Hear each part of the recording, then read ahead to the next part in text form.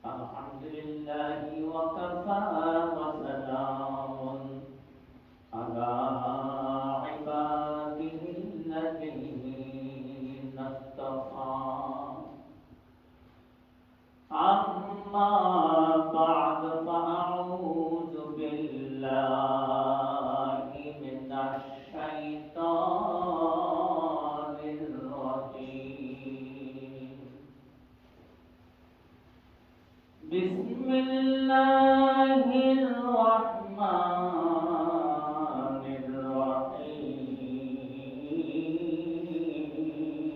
الرحيم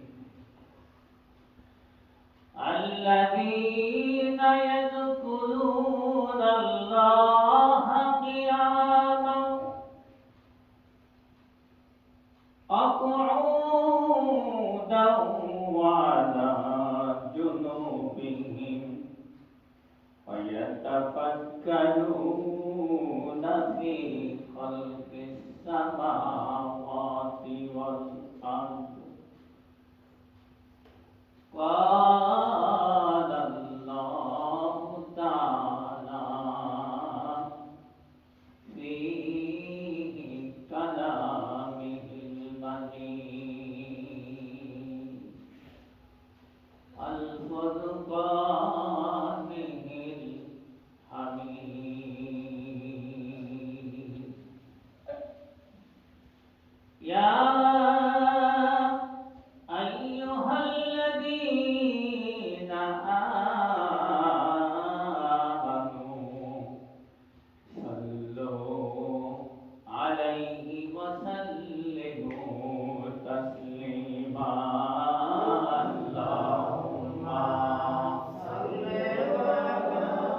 على سيدنا مولانا محمد وعلى آل سيدنا مولانا محمد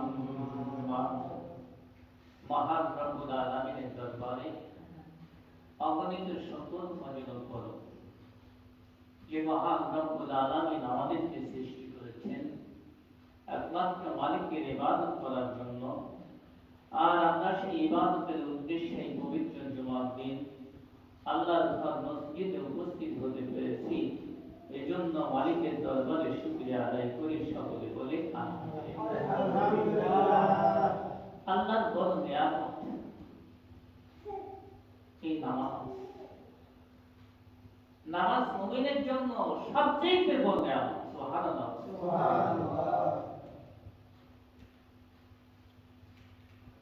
কেমন নিয়ামত একটা ব্যক্তি ধরে নেন এটা দৃষ্টান্ত দেওয়ার জন্য বলতেছে বাংলা থেকে ইটালি যাচ্ছে ইটালি যাওয়ার সময় তার যে কাগজপত্রগুলো পাসপোর্ট ভিসা এগুলো তার একান্ত সম্বল একান্ত জরুরি কথা ঠিক কিনা যদি তার পাসপোর্ট না থাকে তাহলে সে বাংলা থেকে ইটালি যাওয়া অসম্ভব কথা ঠিক কিনা তেমনি ভাবে মুসলমানের জন্য নামাজ ব্যতীত জান্নাতে যাওয়াও অসম্ভব জান্নাতে যাওয়া কি বলেন অসম্ভব এইজন্য আল্লাহ রাব্বুল আলামিন বলেছেন মুমিনের জন্য নামাজ বড় নিয়ামত সুবহানাল্লাহ বলেন সুবহানাল্লাহ পানি ছাড়া যেমন থাকতে পারে না মুমিন নামাজ ছাড়া থাকতে পারে না অসম্ভব পানি ছাড়া নামাজ যেমন থাকতে পারে না জমিনের পরে পড়লে কিছুক্ষণ পরে ছটফট করে মারা যায় মুমিন তেমনি নামাজ ব্যতীত ছটফট করতে থাকে কথা ঠিক কিনা মুমিন হইতাছে নামাজ মুমিনের জন্য বড় নিয়ামত أول ما يحاسب به العبد يوم القيامة الصلاة قال النبي صلى الله عليه وسلم নবী করিম সাল্লাল্লাহু আলাইহি ওয়াসাল্লাম বলেছেন আউয়ালু মা ইউহাসাব বিহিল আবদ ইয়াউমাল কিয়ামাতি সালাহ। কিয়ামতের ময়দানে বান্দাকে যখন উঠানো হবে, পিপিলিকা যেমন গর্ত থেকে উঠে যায় পানি পাইলে, বৃষ্টি যখন হয় বাহিরে যদি পিপিলিকার বাসা থাকে তারা কান্তে যেরকম সারিবদ্ধ হয়ে উঠবে, নিরাপদ জায়গায় আশ্রয় নিতে চায়, তেমনি ভাবে আল্লাহ পাক রব্বুল আলামিন যখন অমিনহা নুখরিজুকুম তারাতান উখরা যখন ডাকা হবে কিয়ামতের ময়দানে, এর জন্য পিপিলিকার গর্ত থেকে যেমন পিপিলিকা ওঠে, মানুষ কবর থেকে তেমনি ভাবে উঠতে থাকবে। সুবহানাল্লাহ। পৃথিবী শুরু হতে ধরে নেন এই পর্যন্ত যে মানুষ আসছে আর মরছে, যদি অনুসন্ধান করা হয় আমার মনে হয় জমিনের কোন জায়গা নাই কবর ছাড়া। কথা ঠিক কিনা? আরো ধরে নেন 10,000 বছর পরে কিয়ামত হবে, ধরে নেন 10,000 বছর পরে কিয়ামত হবে, তাহলে 10,000 বছর পর্যন্ত মানুষ আসবে আর যাবে। কথা ঠিক কিনা? মৃত্যুবরণ হবে। এই জন্য আল্লাহ রাব্বুল আলামিন বলেছেন কিয়ামতের ময়দানের জন্য যখন মানুষকে ডাকা হবে, আমিনহা নুখরিজুকুম তারাতান উখরা, যে যেভাবে থাকে, যার যেখানে যে অবস্থায় মৃত্যুবরণ করেছে, কেউ লাশ ডুবে মারা গেছে, পানির সমতলে পানির সঙ্গে পচে গলে মিশে যাচ্ছে, ওই পানির মধ্য থেকে যে উঠে যাবে। চলে বলেন কথা ঠিক কিনা? হযরত ইদ্রিস আলাইহিস সালাতু ওয়াস সালাম একজন কি ছিলেন? নবী ছিলেন। ইদ্রিস আলাইহিস সালাতু ওয়াস সালাম আল্লাহকে একদিন বলতেছেন মালিক, বন্ধুর সঙ্গে কথা বলতে কোনো দ্বিধা থাকে? সব ধরনের কথা বলে, সব ধরনের কথা বলে, কোনো কথা মানে। ইদ্রিস আলাইহিস সালাতু ওয়াস সালাম আল্লাহকে বলতেছে আল্লাহ তুই যে কিয়ামতের ময়দানে মানুষদেরকে একত্রিত করবা আমার বিশ্বাস আছে, তার কারণ তুমি আল্লাহ বলেছো, তবে আমার দিল চাই এমনি ভাবে তুমি জীবিত মৃত্যু মানুষদেরকে একত্রিত করবা, যারা লক্ষ লক্ষ কোটি কোটি বছর পূর্বে মারা গেছে, তাদেরকে মাটি খেয়ে ফেলেছে, তারা মাটি হয়ে গেছে। কথা ঠিক কিনা? অস্তিত্ব আছে কি নাই? নেই, কোনো অস্তিত্ব নাই। আল্লাহ কেমনে তুমি তাদেরকে আবার জাগ্রত করে উঠাইবা? আমার দিল চায় সর্বজনীন ডাকটিকে একটু দেখি। সুবহানাল্লাহ। আল্লাহ রাব্বুল আলামিন বলতেছেন ইদ্রিস তাহলে কি আমার এই বিষয়টা তোমার একটু সংকোচ বোধ হয় না? মোটেই আমার সংকোচ বোধ হয় না, কিন্তু আল্লাহ আমি দেখতে চাই, দেখলে আমি একটু দেখতে পাবো কেমনে উঠবে। আল্লাহ ঠিক আছে ইদ্রিস আমি তোমাকে দেখাইতেছি, 5 থেকে 7 রকমের 7টা পাখি একত্রিত করো। ইদ্রিস আলাইহিস সালাম 7 রকমের 7টা পাখিকে একত্রিত করলো। আল্লাহ বলল জুবাইদা হলো, বলল ছিঁড়ে ফেলাও বলে ওদেরকে টুকরো টুকরো করো, টুকরো টুকরো করো।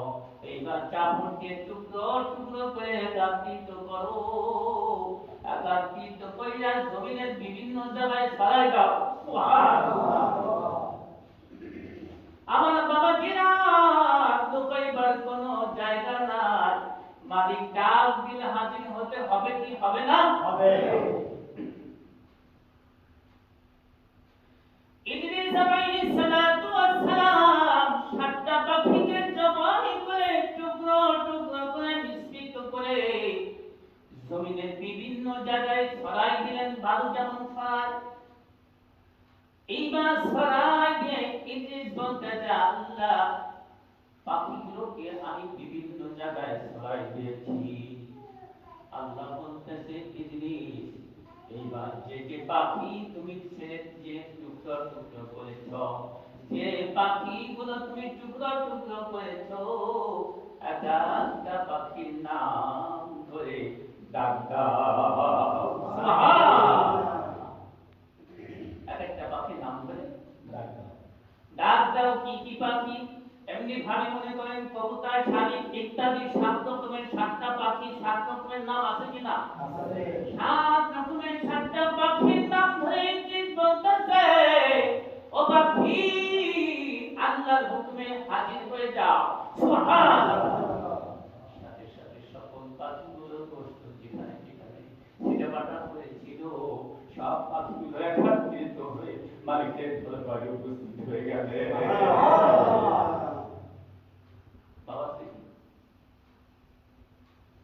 এই জন্য আল্লাহ ডাক দিলে উপস্থিত হতে হবে, থাকার কোনো চেষ্টা। তাহলে থাকা যখন যাবে না, উপস্থিত যখন হতে হবে, কি নিয়ে আল্লাহ দরবারে উপস্থিত হব? আল্লাহ পাক রব্বুল আলামিন আকিমিস সালাতা লিদুলুকি শামস, সর্বপ্রথম আল্লাহ কিসের হিসাব দিবেন? যদি বলেন নামাজ। আকিমিস সালাতা লিদুলুকি শামসি লা গাসাকিল লাইল আকুল আনাল ফাজর ইন্নাল ফাজরি কানা মাশহুদা। সুবহানাল্লাহ। আল্লাহ বলতেছে সকাল থেকে রাতের নামাজ পর্যন্ত তুমি নামাজ পড়ো। নবী করিম সাল্লাল্লাহু আলাইহি ওয়াসাল্লাম সাহাবাদেরকে বললেন, আউয়ালু মা ইউহাসাবু বিহি আবদু ইয়াউমাল কিয়ামাতিস সালাহ। কিয়ামতের ময়দানে তোমার কাছে সর্বপ্রথম যে বিষয় জিজ্ঞাসা করা হবে, ওই বিষয়টা কি সাবজেক্ট? নামাজ। যদি বলেন নামাজ। সর্বপ্রথম জিজ্ঞাসা করা হবে নামাজ। এইখানে যদি আপনি ফেল হন, আমি আপনার কাছে জিজ্ঞাসা করি, আপনি সর্বপ্রথম মালিকের দরবারে গেছেন, মালিক আপনার কাছে জিজ্ঞেস করেছে আউয়াল মা ইউহাসাবু বিল আবদু ইয়াউমাল কিয়ামাতিস সালাহ। নামাজ কি আপনার ঠিক আছে? ফেরেশতা দেখো আমলনামা অনুসন্ধান করে দেখো তো নামাজের সাবজেক্টটা ঠিক আছে কিনা। ফেরেশতারা যখন আমলনামা দেখবেন, নামাজের বেলায় ত্রুটি, নামাজের বেলায় কি ঈশা বলেছে ফজর করি নাই, আরে আসর করেছে তো জোহর করি নাই, আজ জোহর করেছে তো মাগরিব করি নাই। এমনি মুসল্লি আছে কিনা? আছে। এমন ধরনের মুসল্লি আছে সপ্তাহে একদিন এই জুমার দিন নামাজ পড়ে আর কোনদিন পড়ে না, আছে কিনা? আছে। আমার এমন মুসল্লি আছে 5 ওয়াক্ত নামাজ পড়ার পরে তাহাজ্জুদ পড়ে, ইশরাক পড়ে, আওয়াবিল পড়ে, এরকম লোক আছে কিনা? আছে। আল্লাহ বলতে দেখো নামাজের বিষয়টা ওনার ত্রুটি না ত্রুটিপূর্ণ। ফেরেশতারা যদি দেখেন নামাজ ত্রুটিপূর্ণ, নামাজে কোনো ত্রুটি নাই, নামাজ যথাযথ সে করেছে, আল্লাহ পাক খুশি হয়ে যাবে। বলেন সুবহানাল্লাহ। আল্লাহ পাক খুশি হয়ে যাবে, নামাজের বেলায় তার ত্রুটি নাই, যথাযথ সময় মতো নামাজ আদায় করেছে। আল্লাহ বলবে অন্য অন্য বিষয়গুলো দেখো, মালদার ছিল কিন্তু যাকাত দিয়েছি কিনা, যাকাত দেওয়া কি কম খরচ, যাকাত দেওয়া কি খরচ, নামাজ পড়া কি খরচ। এমনি ভাবে প্রত্যেকটা সাবজেক্ট যখন দেখা হবে, যদি ওখানে ত্রুটিও থাকে, ফেরেশতারা বলবে আল্লাহর নামাজ যথাযথ সম্পূর্ণ আছে, কিন্তু অন্য অন্য বিষয়টা একটু ত্রুটি দেখতেছি, আল্লাহ তাআলা ক্ষমা দৃষ্টি দেখলাম, মাফ করে দিয়েছে। কিন্তু নামাজের বিষয়ে যদি আপনার ত্রুটি থাকে, তাহলে অন্য অন্য বিষয়গুলো মজবুত করে আপনার দ্বারা হবে। হাদিস শরীফে আছে নামাজ যদি ত্রুটি থাকে, তাহলে অন্য অন্য বিষয়গুলো আপনার কঠিন জবাব নেবে, কঠিন হিসাব নেবে। আর নামাজের বিষয় যদি তার ত্রুটি না থাকে, অন্য অন্য বিষয়গুলো আল্লাহ সহজ করে দিবে। সুবহানাল্লাহ। তাহলে আমাদের জীবনে কত ওয়াক্ত নামাজ ছেড়ে গেছে, ছুটে গেছে, খবর আছে? একটু জোরে বলেন, খবর আছে? মুসলমানের কখনো নামাজ ছুটে যেতে পারে না।